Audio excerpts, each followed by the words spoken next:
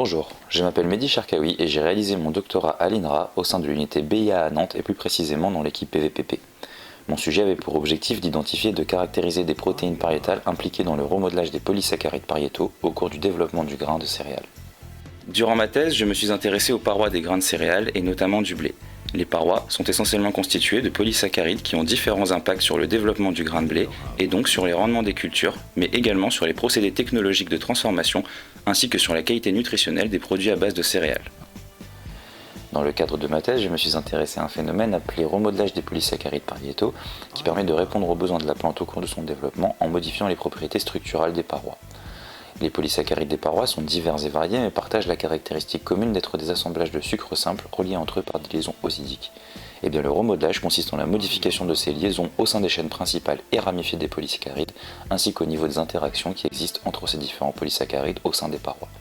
Ces modifications sont contrôlées par un grand nombre de protéines et d'enzymes pariétales de nature diverses et variées, mais à ce jour, très peu d'entre elles ont été identifiées dans le grain de blé ainsi que dans les céréales de manière plus générale.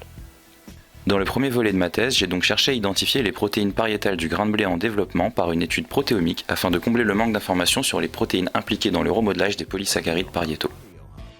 Dans un deuxième temps, j'ai travaillé sur la caractérisation fonctionnelle d'une protéine pariétale appelée XTH, supposée avoir un rôle dans le remodelage et qui a été précédemment identifiée en forte abondance dans le grain de Brachypodium distachyon, la plante modèle des céréales.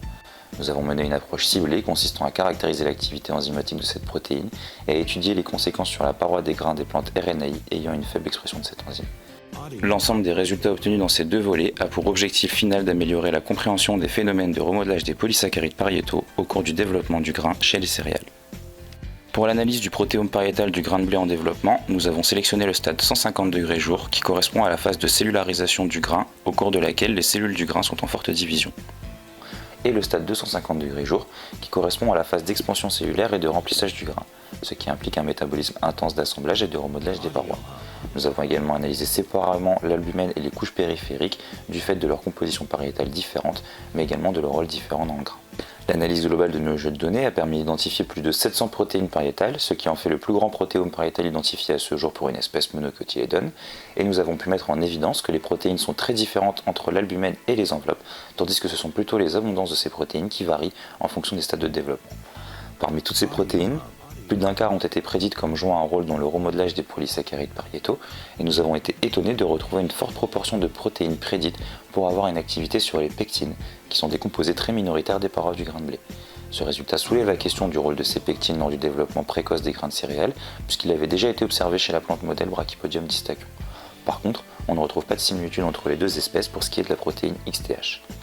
Pour conclure sur ce volet, ce travail a permis de produire 2 publications scientifiques et ouvre la voie à la caractérisation fonctionnelle de certaines protéines candidates permettant de mieux comprendre le remodelage des polysaccharides pariétaux au cours du développement des grains de céréales.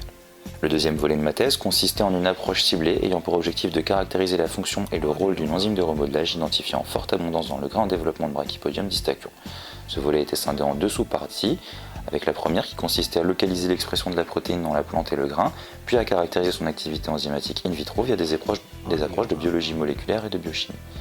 La deuxième consistait à étudier les conséquences de la diminution de l'expression de la protéine XTH dans une lignée de plantes transformées par la méthode RNAi, principalement par des approches d'imagerie et de biochimie des parois. Les résultats obtenus dans ce volet d'études ont permis de confirmer la localisation pariétale de cette enzyme XTH et de mettre en évidence son pattern d'expression spécifique dans le grain en développement pendant les étapes de cellularisation et de remplissage. La caractérisation de son activité enzymatique nous a permis d'observer sa faculté à réaliser des réactions d'hétérotransglycosylation des bêta-glucanes et des arabinoxylanes, qui sont les 2 polysaccharides majoritaires des parois des grains de céréales. De plus, la diminution de l'expression de cette XTH dans la lignée RNAi s'accompagne d'une modification de la structure des arabinoxylanes et d'une meilleure dégradabilité des bêta-glucanes des parois, ainsi qu'une différence de morphologie dans un tissu périphérique du grain. L'ensemble de ces résultats nous permettent de poser l'hypothèse que cette XTH pourrait intervenir dans la densification du réseau pariétal pendant le développement du grain.